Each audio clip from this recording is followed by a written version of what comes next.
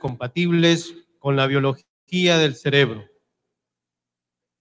El doctor Germán Edgardo Moncada, con nacionalidad hondureña, tiene los grados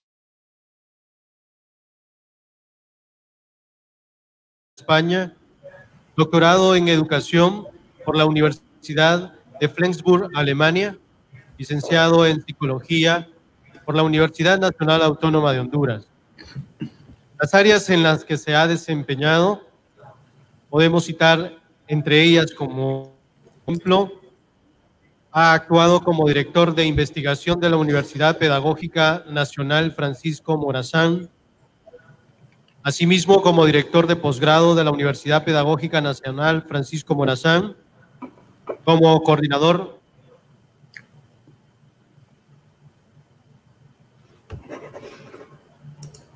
y entre sus aportes profesionales también podemos registrar que actualmente es docente e investigador de la maestría en psicometría y evaluación en la Universidad Nacional Autónoma de Honduras.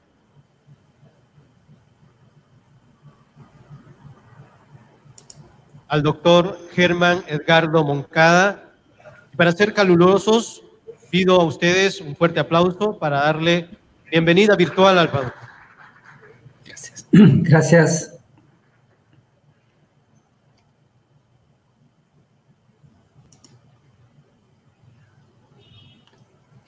Bien, buenas tardes. Es un gusto para mí tener esta oportunidad.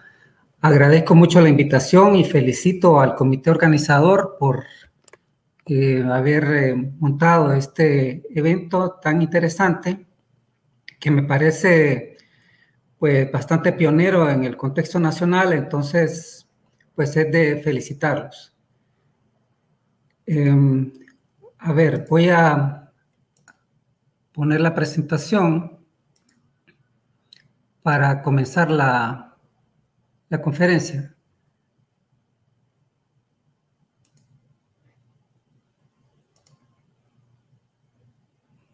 A ver si...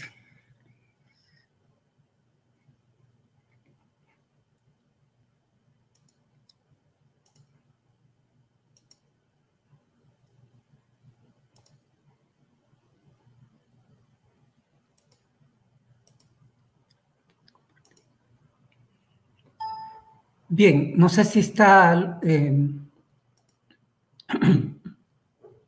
Bien, ahora sí. La conferencia se denomina Desde las neurociencias hasta la educación, porque de lo que trata es de que hay una serie de descubrimientos científicos que se han venido haciendo en el campo de las neurociencias y que se les ve un alto potencial de aplicación en el campo educativo. Pero ir desde la neurona hasta el aula de clases representa un verdadero desafío, porque hay que hacer todo un esfuerzo de hacer ese traslado. Y ese es el campo que se está denominando actualmente neuroeducación. Entonces, hay que hacer una serie de esfuerzos para lograr concretar ese movimiento que es de llevar los descubrimientos científicos del cerebro hasta el aula de clases. Un punto importante de ello es el de las prácticas pedagógicas, porque lo que se ha visto es que es frecuente que muchas de las prácticas que estamos habituados no siempre son compatibles con lo que sabemos de la biología del cerebro. Entonces, perdón que no estoy ubicado aquí.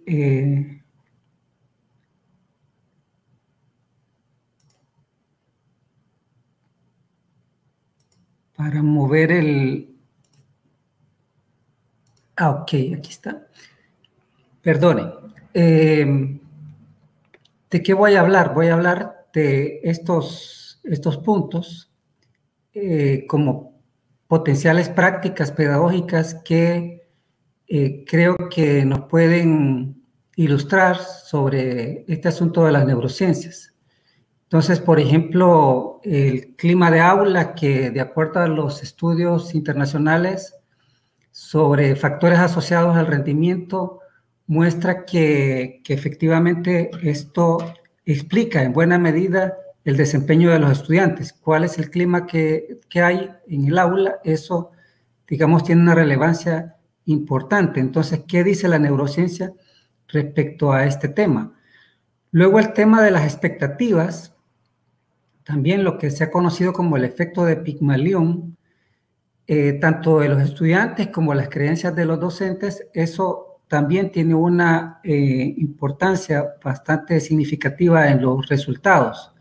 Así que vale la pena darle una mirada a este asunto de las expectativas.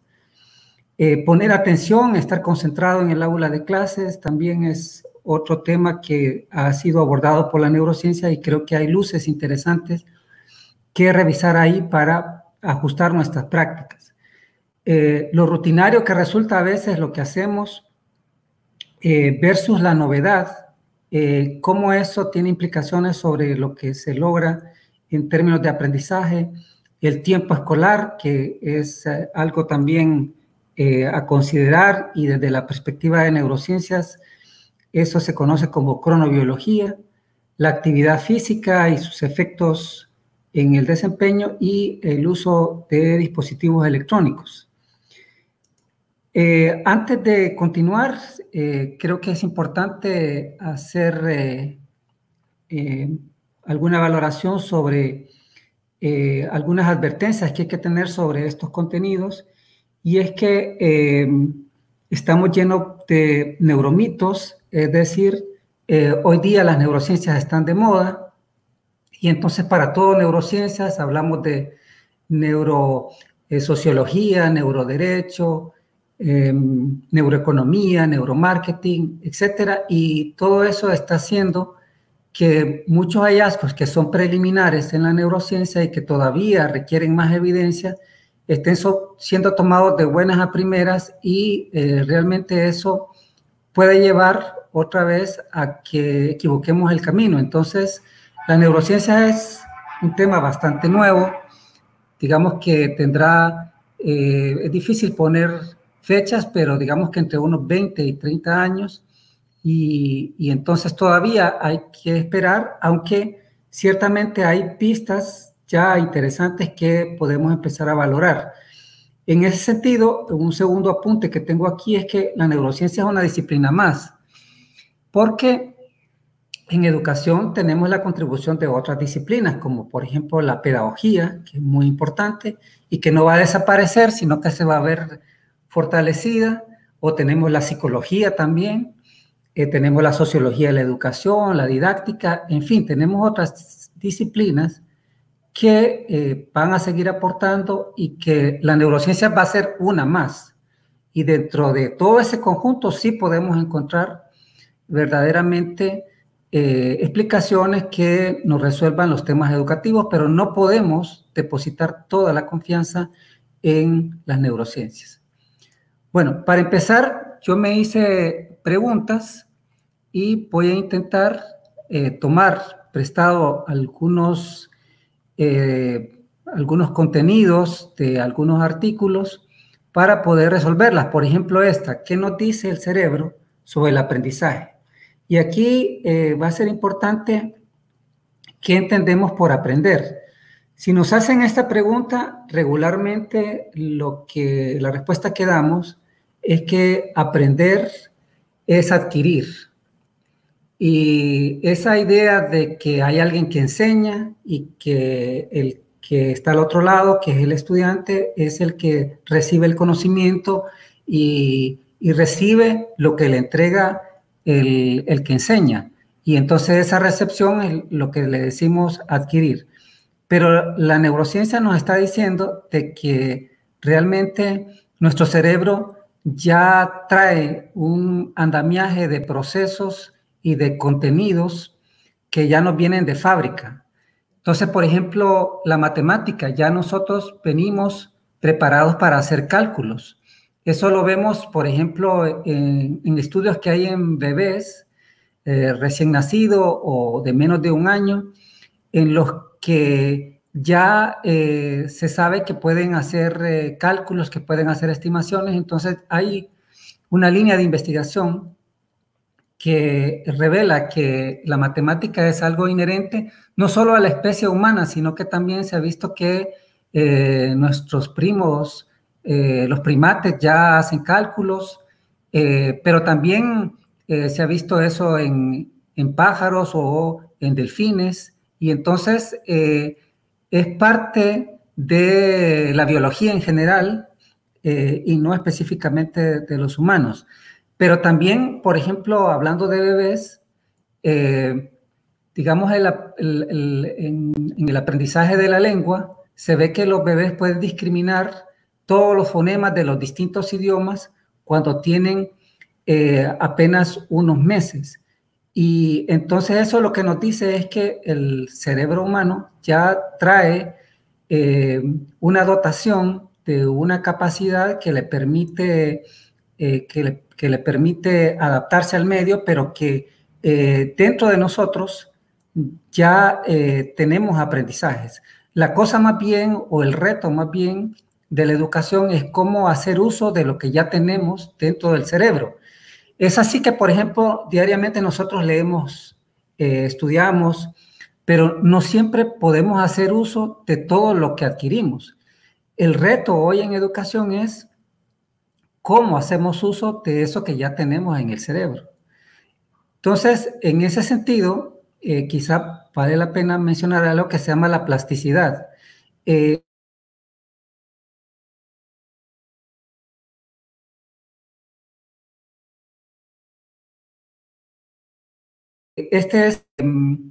Lo que cuenta es que el cerebro se reorganiza y hace cambios plásticos que están asociados al aprendizaje y al desarrollo de habilidades. Entonces, digamos que esa característica de plasticidad del cerebro es la que tenemos en cuenta cuando pensamos en el aprendizaje. Esta otra diapositiva es de un autor que es un español, Álvaro Pascual Leone, y que trata este tema de la plasticidad en un experimento que hizo. Pueden ver ustedes aquí en esta parte donde dice línea base, una representación que lo que intenta es mostrar el tamaño y la densidad de una zona del cerebro en el caso de unas personas que fueron entrenadas en tocar piano. Entonces se les estaba capacitando en eso y se tenía un grupo que se iba a entrenar, que la representación, digamos, de esa zona del cerebro encargada de los dedos que tocan el piano es esto que aparece aquí, comparado con lo de la representación de la zona, de esa misma zona, en un grupo que no iba a ser entrenado. Y entonces podemos ver que en la línea base, básicamente, el tamaño y la densidad de esa zona es igual en ambos grupos. Cuando vamos a ver el tercer día de entrenamiento en piano de ese grupo de personas y comparamos el grupo entrenado con el grupo no entrenado y lo vemos antes de iniciar el entrenamiento, antes de iniciar la sesión, entonces vemos que prácticamente los dos grupos están iguales en cuanto a la densidad de las conexiones sinápticas de esa zona del cerebro y también en cuanto al tamaño. Pero luego de 20 minutos de entrenamiento, lo que vemos es que esa zona ha aumentado su tamaño, pero no solo ha aumentado su tamaño, sino que la densidad de las conexiones que hay entre las neuronas de esa zona ha aumentado sensiblemente en el grupo entrenado comparado con el grupo que no ha recibido entrenamiento. 5 días después, haciendo la misma observación, observamos que la comparación muestra que las diferencias son todavía más acentuadas y entonces el grupo entrenado muestra mayor tamaño, mayor densidad, y entonces eso muestra cómo el cerebro está cambiando. Esta es una demostración que también ya había hecho, y por ese mismo tiempo, Eric Kandel, que es un premio Nobel, un biólogo que trabajó con la plicia, que es algo así como una babosa de mar, y que tiene apenas 20 neuronas, y que lo que Kandel descubrió es que cuando hablamos de aprendizaje y hablamos de memoria, en definitiva, estamos hablando de que hay un cambio, de que hay nuevas conexiones entre las neuronas. Él lo que hizo es que usó ese viejo experimento de Pavlov del condicionamiento clásico y entonces condicionó las neuronas de esta aplicia para que aprendieran unos estímulos aversivos, y entonces demostró que las neuronas iban biológicamente alterándose. Pueden ver ustedes ya en conclusión este estudio de Álvaro Pascual Leone, después de 5 semanas de entrenamiento, pueden ver ustedes que los días lunes, antes de empezar la práctica, la zona del cerebro responsable de los dedos que hacían la práctica del piano, pues mostraban que prácticamente volvían a la normalidad. Y que el viernes, después de la práctica, vean ustedes que había aumentado sensiblemente, y entonces eso nos muestra que para ganar una habilidad hay que entrenarse bastante, porque vean ustedes que a la 5ª semana, pues es cuando empieza a mostrarse que realmente ha aumentado en tamaño esa zona del cerebro y ha aumentado en densidad, y entonces esto es una demostración bastante tangible de esos cambios y de esa plasticidad del cerebro. Bien, sobre cómo condiciona el aula de clases el aprendizaje, en ese sentido, pues tengo aquí una diapositiva que lo que intenta es mostrar que a unas personas se le colocó un sensor para ver la actividad electrodérmica, la actividad de la piel, eléctrica de la piel. Y se le puso para que lo anduviera las 24 horas durante 7 días. Yo aquí representé 5 días. Entonces pueden ver ustedes que a mayor actividad eléctrica, entonces se levanta esta gráfica, y pueden ver que a menor actividad eléctrica de la piel, entonces se sumerge y hay pues casi una línea recta. Aquí aparece un aula de clases. Pueden ver ustedes que la actividad electrodérmica es prácticamente nula, y es así en varios de los días. Pero cuando, por ejemplo, se esté en un laboratorio, la actividad electrodérmica es mayor, es decir, es más activo. Prácticamente la actividad electrodérmica es casi igual a lo que es en estado de relajación. Entonces, eso lo que nos dice es que las aulas nuestras son aulas pues que realmente tienen poca actividad y que son prácticamente bastante aburridas, y eso, digamos, es una demostración de lo que puede ser el clima del aula. Al respecto también tengo otro estudio aquí que lo que pretende mostrar es cómo el contexto emocional modula la memoria. Este estudio lo que plantea es que se les ofreció a un grupo de personas que entraron a un resonador. Mientras estaban en el resonador tenían una pantalla en la que veían estímulos. Estos estímulos eran unas palabras y eran unas imágenes. A veces esas palabras y esas imágenes eran positivas. Digamos, aquí pueden ver ustedes que digamos se les lanzaba 7 estímulos positivos, hacían 7 ensayos con palabras e imágenes positivas, y hacían 7 ensayos con palabras negativas y con palabras neutrales. Y entonces luego se les hacía una prueba de memoria. Y lo que se quería ver era cómo era la actividad del cerebro mientras se aprende cosas positivas y se aprende en un contexto negativo. Entonces, los resultados de la resonancia magnética, que por cierto nosotros aquí en la universidad contamos con un resonador para hacer esto, resonancia magnética funcional, y en el grupo de investigación al que pertenezco estamos haciendo este tipo de estudios y podemos hacer entonces esto que se llama resonancia magnética funcional. Vean ustedes que aquí está comparando en los dos escenarios, el contexto en el que había estímulos positivos y el contexto en el que había estímulos negativos. Ven ustedes que las zonas del cerebro que se activan o que tratan de memorizar las palabras cuando el contexto es positivo, digamos que son estas que corresponden a zonas frontales o prefrontales, donde se guardaría ese tipo de contenidos. Pero vemos que en el caso del contexto negativo se activan adicionalmente estas otras zonas que corresponden a lo que se llama la amígdala. La amígdala, que es una zona que, digamos, se conoce porque tiene la función de alertar a las personas cuando hay un peligro.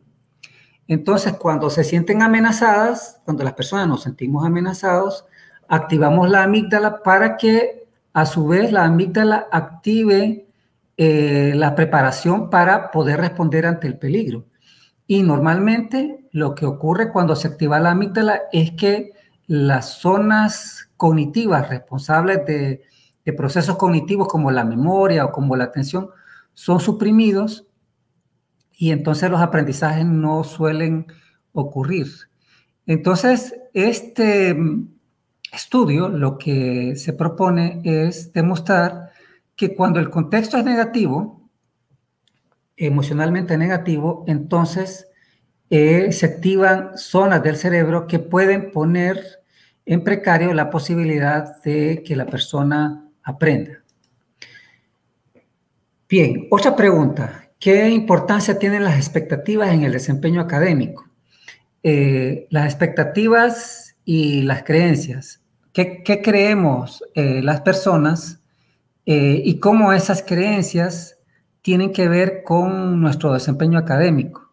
Esto es algo subjetivo, digamos, la expectativa es lo que esperamos de algo que no ha ocurrido. Es algo subjetivo y eso, digamos, en qué medida tiene que ver con los resultados académicos. Este es un estudio que eso de las expectativas le llama teorías implícitas. O sea, que no son teorías científicas, sino que son las teorías del sentido común que tenemos las personas. Por ejemplo, ¿cuál es la teoría que tenemos sobre la inteligencia? Pues hay personas que creen que la inteligencia es algo que ya lo traemos, que ya venimos genéticamente predispuestos a ser inteligentes o no ser inteligentes. Pero resulta que hay personas que creen que no, que la inteligencia es algo que se adquiere y que se puede desarrollar. Entonces, ¿qué pasa si una persona tiene una creencia o tiene la otra? ¿Qué pasa en cuanto al rendimiento que va a tener? En esta gráfica lo que se muestra es un grupo de jóvenes, de adolescentes, que estaban en séptimo grado, en el otoño del séptimo grado, en la primavera del séptimo grado y luego en el octavo grado. Entonces, ¿cómo fue su desempeño académico en esos momentos? Entonces pueden ver ustedes que el grupo que se llama incremental, que es el grupo que cree, que tiene la expectativa o la teoría implícita de que la inteligencia es algo que se puede ir desarrollando, que no es algo que ya viene de manera definitiva, sino que puede cambiar. Entonces se ve que ese grupo evoluciona y tiene un desempeño mayor, tiene mejores resultados, frente al grupo que tiene la creencia de que la inteligencia es algo que no cambia. En este mismo estudio tenía dos fases. En este mismo estudio se hizo una intervención y el protocolo de intervención aparece aquí para el grupo experimental y para el grupo control. Entonces se tomó a esas personas que tienen la creencia de que la inteligencia no cambia y en 8 sesiones se les entrenó, se les capacitó sobre temas del cerebro y de la estructura, de la función del cerebro y de esta teoría, de esta teoría incremental de la inteligencia. Y así se les dio una serie de conocimientos para que se entendieran mejor a sí mismos. Y como consecuencia de eso, resultó lo siguiente. Aquí se puede ver 3 momentos. Un momento 1, digamos muy previamente a la intervención. Un momento 2, que es previo a la intervención. Y aquí lo que se puede ver es la tendencia, cómo va la tendencia con respecto al rendimiento. La variable que estamos viendo aquí es rendimiento, pero estandarizada. Entonces, por eso se ven esas puntuaciones.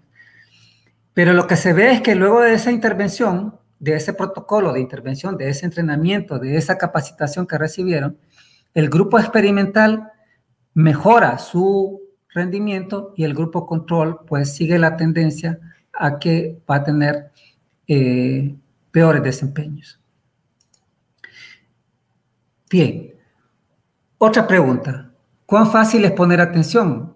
Sabemos que la puerta de entrada para poder aprender es que alguien esté atento. Y frecuentemente los profesores solicitamos a nuestros estudiantes que nos atiendan, que se concentren.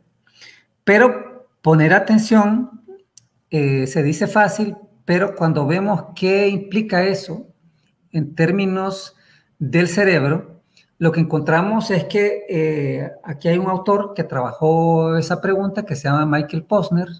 Este es su artículo. Y Michael Posner lo que descubre es que eso que llamamos atención en realidad es una cosa muy compleja.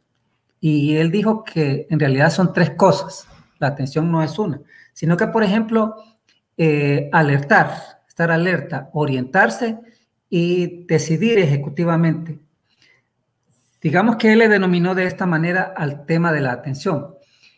Y además tomó una serie de estudios que le permitieron identificar qué zonas son las responsables de cada uno de estos 3 componentes de la atención. Y entonces vemos que hay una gran cantidad de estructuras que tienen que ver con el tema de la atención. Entonces no es un asunto tan fácil el de la atención, el de concentrarse. En realidad, hoy día hablamos de atención selectiva y atención dividida. Y hablamos de que poner atención no es un asunto tan simple. Por ejemplo, si vemos esta imagen y al observarla tratamos de identificar qué es lo que se ve ahí y nos tomamos un tiempo para verlo, entonces lo que notaremos es que algunas personas lo que ven es una viejita. No sé si ustedes lo están haciendo, pero algunos seguramente es lo que ven. Otros lo que ven es una joven que está volteando hacia la derecha. Pues resulta que hay veces que podemos ver de buenas a primeras las dos representaciones, pero hay veces que solo podemos ver una. Hasta que nos cuentan que hay dos tipos de mujeres aquí en esta imagen, entonces es que podemos captarlo. Y eso lo que muestra es que no simplemente se trata de presentar un estímulo, sino que para poder poner atención, para poder dirigir nuestra atención y poder ver cosas que aparentemente son obvias, requerimos que alguien nos oriente. Esa es la función de un docente. La función es poder orientar esa atención, porque aunque presentáramos el estímulo, no por presentar el estímulo es que el estudiante va a lograr poner atención. Entonces, el gran reto es poder lograr orientar la atención del estudiante. En un estudio que hicimos aquí con el resonador nuestro, pero de ese estudio yo extraje esta diapositiva, que es que cuántos estudiantes de los que tomamos, estudiantes de centros educativos de aquí de Tegucigalpa, tenían elevados niveles de concentración de cortisol en cabello. Entonces, aquí en la gráfica muestra que un 30% tiene elevado el cortisol y un 8% lo tiene bajo. Digamos un 38%. Y redondeando podríamos decir que 1 de cada 3 alumnos que nosotros tomamos en esta muestra tenía altos niveles de cortisol. El cortisol es una hormona que tiene la función de activarse cuando hay estrés. Es la hormona del estrés. Y entonces, como conclusión de este estudio, hay una cantidad importante de estudiantes nuestros que tienen estrés, no hablando subjetivamente, sino que esta vez es una demostración a través de un biomarcador, con lo cual es una medida bien objetiva del estrés. Y cuando alguien tiene estrés, difícilmente puede poner atención.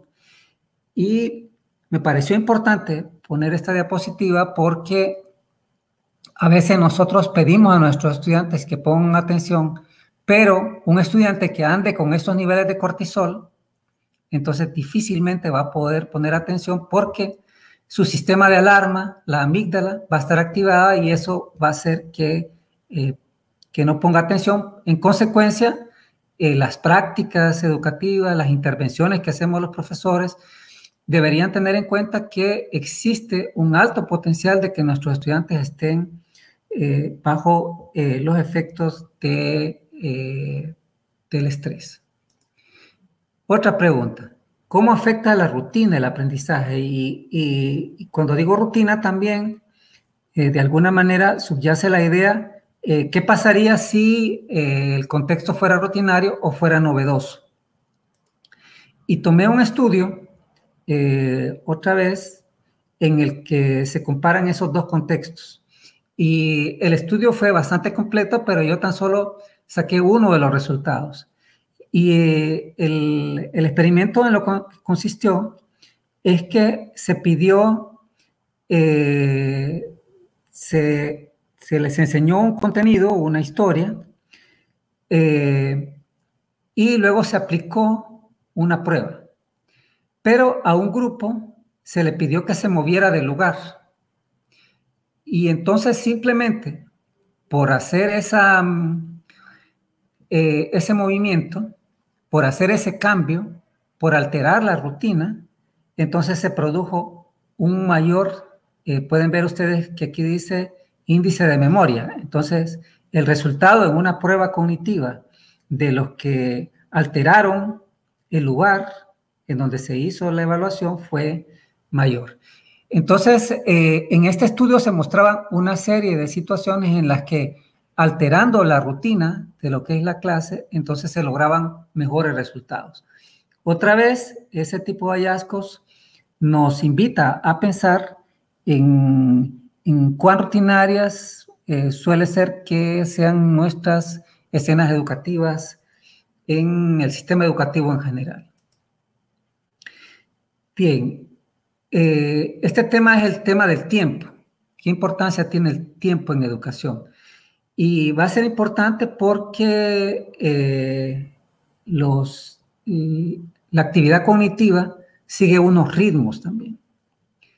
Hay momentos del día, incluso del mes o del año, en el que tenemos una mejor predisposición para nuestra actividad cognitiva.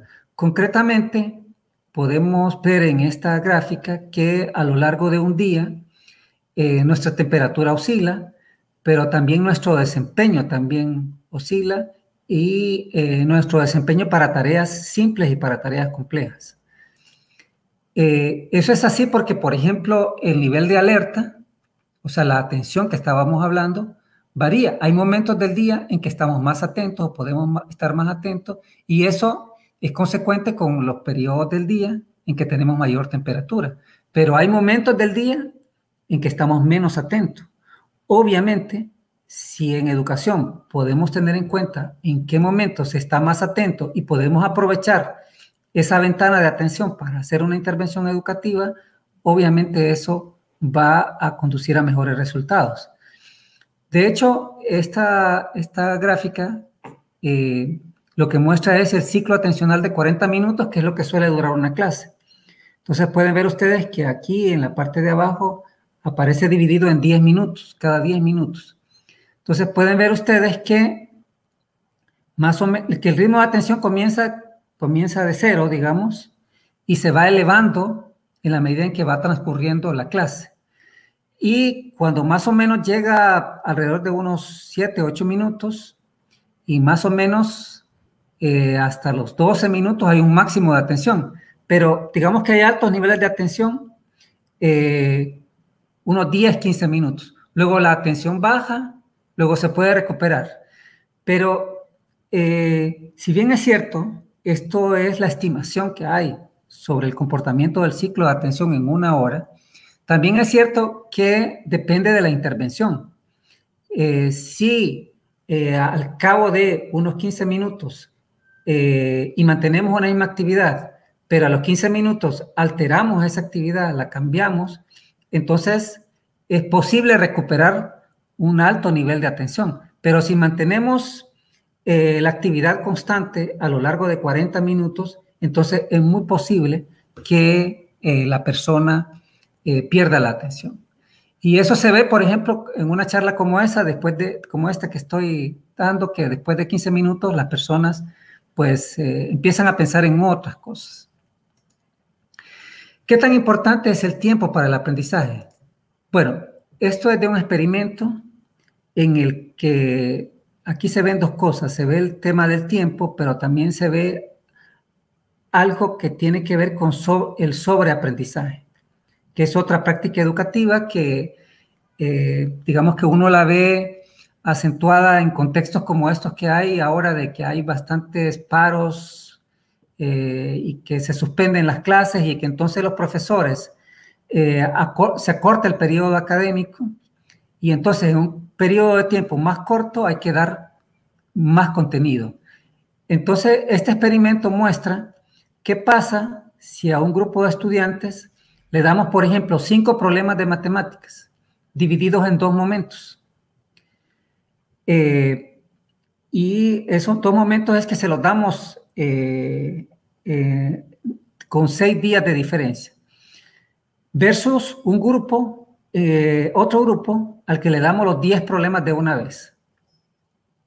Entonces, lo que muestra esta investigación es que cuando se hace la evaluación, aquí en la gráfica podemos ver el momento 1, aquí 1, el rendimiento después de hacer la práctica de los 10 problemas, nada más que en un grupo dividido en 2 momentos, el rendimiento del grupo al que se le dio dosificado en 2 momentos fue de 70, pero el grupo al que se le dio los 10 problemas de una vez tuvo un mayor rendimiento, tuvo 5 puntos más, pero cuando vemos 4 semanas más tarde el rendimiento, vemos que este estudio demuestra que el aprendizaje en el grupo en el que se dividieron los problemas se mantuvo prácticamente el doble del grupo que recibió los 10 problemas de manera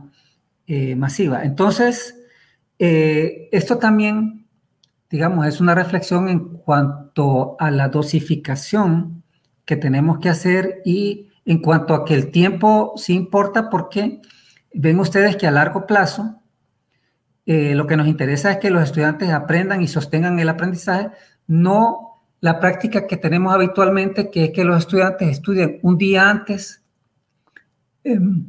porque a eso es lo que invita el sistema educativo, a que aprendamos para el examen y no tanto para la vida.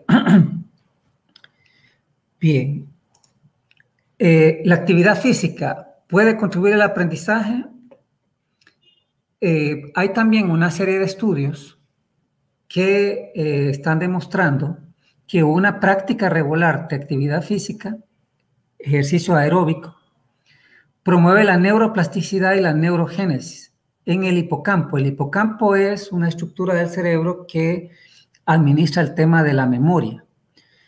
Y entonces, en estas gráficas que vienen de este estudio, lo que muestra es cómo personas que mantienen actividad física, especialmente cardiovascular, muestran mayores niveles de inteligencia global, tanto de inteligencia lógica como de inteligencia verbal. De esto hay bastante literatura que está demostrando eso. otro estudio, en el que se controló un poco más eso, porque, por ejemplo, se puso a una persona a andar en una bicicleta y se le puso a hacer una actividad leve, se midió cuánto eran los volúmenes de respiración, y además se les aplicó una prueba para ver la actividad eléctrica del cerebro. Y entonces, en una prueba de Stroop, que se llama así, en la que se comparó un grupo experimental con el grupo control, unos que habían hecho ejercicio y otros que solo habían descansado, se ve en esta gráfica, por ejemplo, que el nivel de reacción que tienen los del grupo experimental es más rápido, son más rápidos que el grupo control, y la diferencia entre los dos es significativa. En consecuencia, esta es una demostración de que la capacidad cognitiva se ve mejorada por la actividad física. Bien, finalmente, otro apunte es sobre los efectos que tiene escribir en una laptop comparado con el de escribir a mano. Y aquí, este estudio mostró, digamos, tres momentos. En realidad eran 3 estudios, y que lo que intentaban probar era qué es mejor, escribir a mano o escribir en con una computadora en el aula de clases, que cada día se está poniendo más de moda ver que los estudiantes llegan con tablets o llegan con la computadora.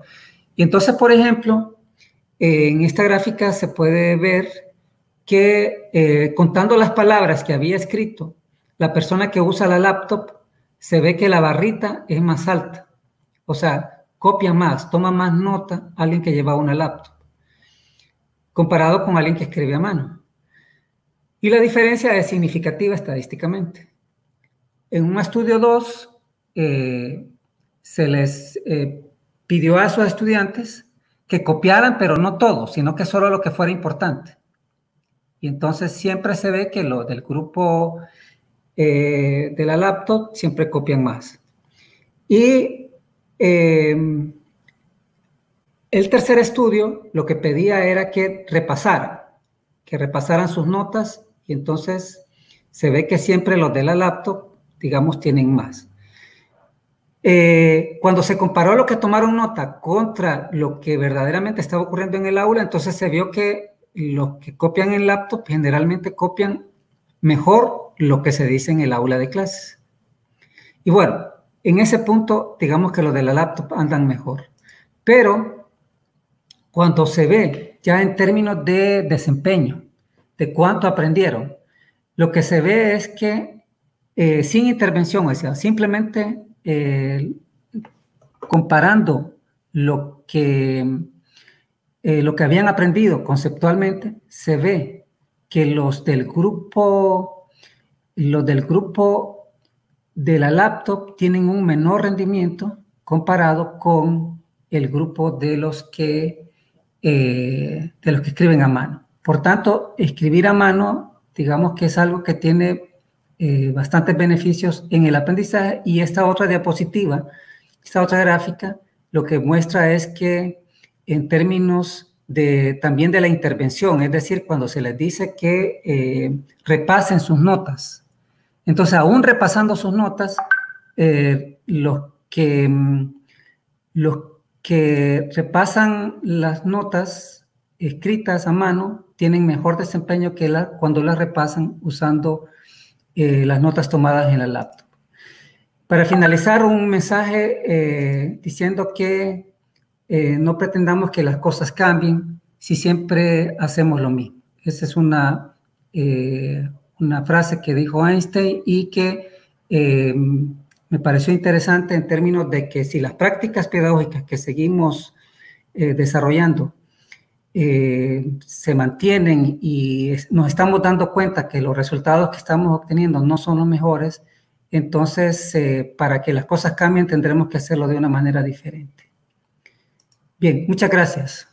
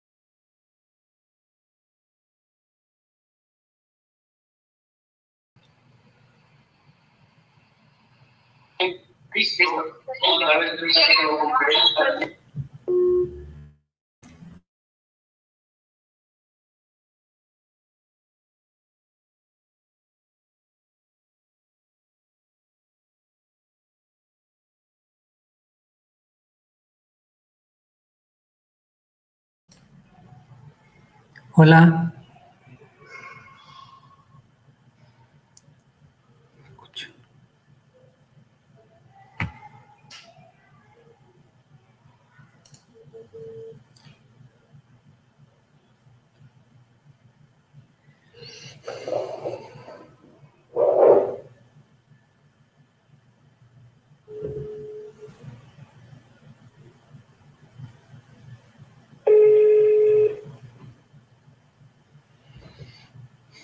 Escuchamos, doctor.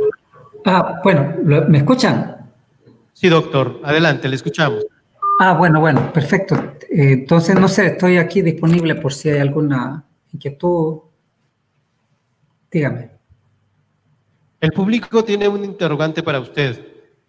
Consultan qué hay de cierto, cómo puede explicarnos o ahondarnos más sobre la creencia de que la inteligencia se adquiere por genética o se puede desarrollar por la instrucción. Es que en general la genética nos da un aporte, es decir, es multicausal, multifactorial, o sea, uno no le puede atribuir toda la genética, pero tampoco puede decir que no hay una base genética. Digamos que había una discusión entre si era algo biológico o ambiental. Pero hoy día sí podemos decir con bastante claridad de que tanto el medio como la genética tienen que ver. Pero en general, todas las personas tenemos una dotación, una disposición, y el desencadenar ese potencial va a depender en buena medida de la estimulación. Entonces, ese papel de la estimulación puede llevar a que la inteligencia sea bastante más alta de lo que en un primer momento se puede creer o se puede pensar. Entonces, la respuesta es que ni una ni otra, las dos. O sea, las dos son importantes, pero no se puede creer que solo la genética manda, sino que también el ambiente es importante. Es como una semilla. Si nosotros sembramos una semilla, la plantamos, por muy buena semilla que sea, si no la regamos y si no le damos, si no introducimos estímulos externos más allá de la semilla por sí misma no va a prosperar. Entonces, igual las personas necesitamos que alguien riegue la semilla de la inteligencia. Entonces, esa es la estimulación a la que hace referencia, digamos, cuando pensamos en esto de que las funciones cognitivas no son algo que ya vienen dados, sino que es algo que se puede desarrollar.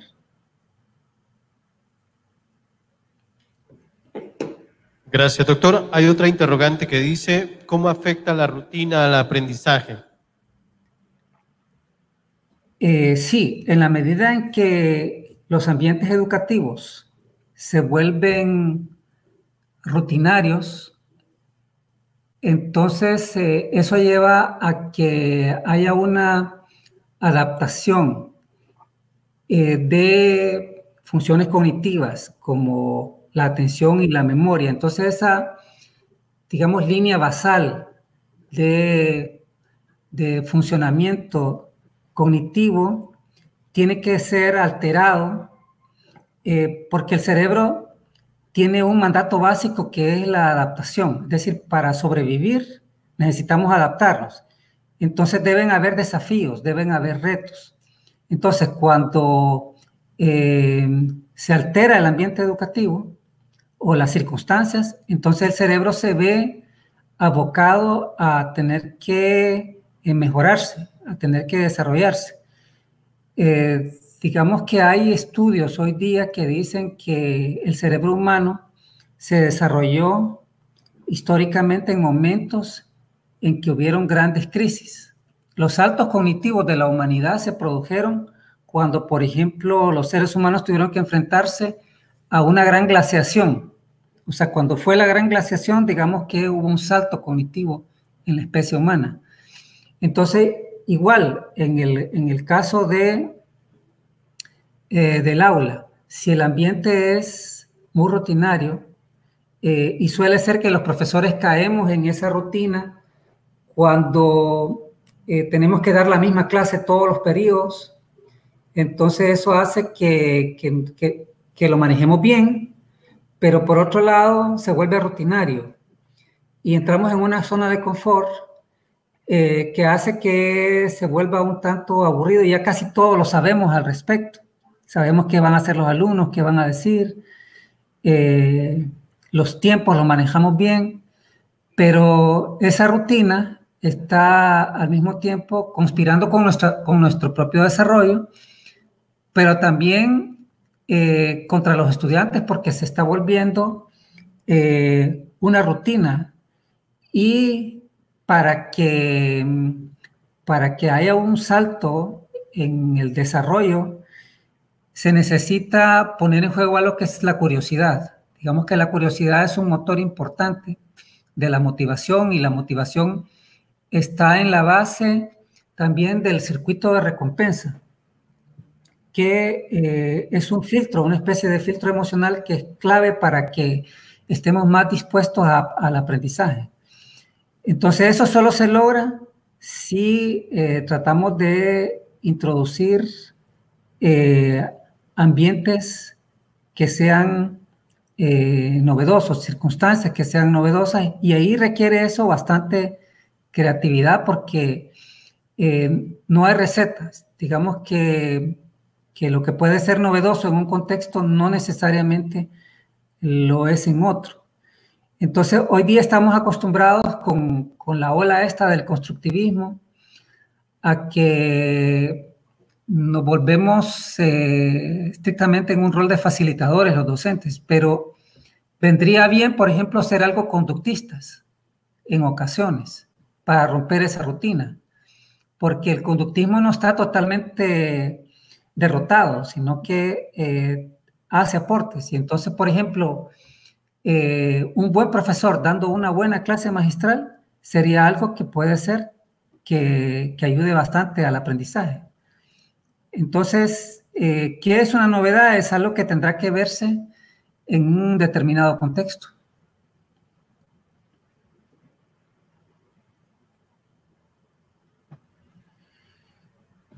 Bueno, por razones de tiempo hay más interrogantes, pero consideramos que ha sido valioso el tiempo que nos ha brindado el doctor. Ahora le haremos entrega de un reconocimiento. Se lee como a continuación. La Universidad Nacional Autónoma de Honduras, el Centro Universitario Regional de Occidente, CUROC,